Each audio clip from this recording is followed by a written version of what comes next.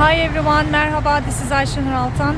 Today I'm going to a breakfast event in a special restaurant. I guess, I don't know where I'm going, it's the first time. And right now I'm in Üsküdar. I'm early a little bit, so I'm gonna walk as much as I can. If I don't have time, I will take the bus and I'm gonna take you there with me. Okay, let's go.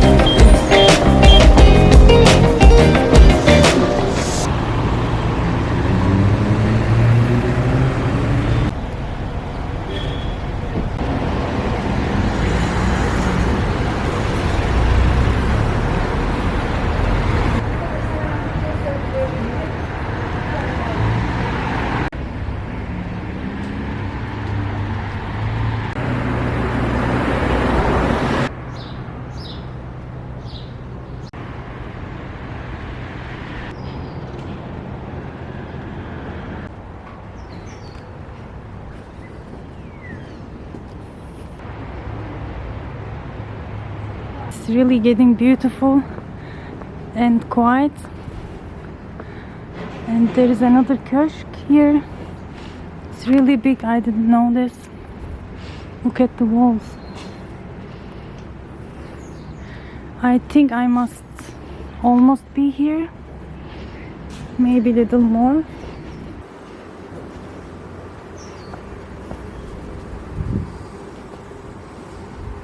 Nerede?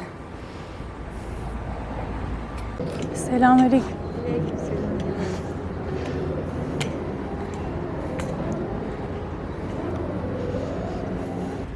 That's funny.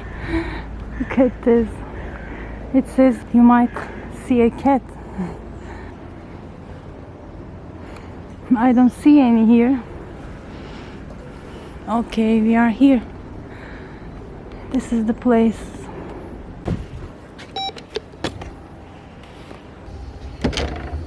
Hoş geldiniz. Merhabalar. Rabia ben. Ayşenur.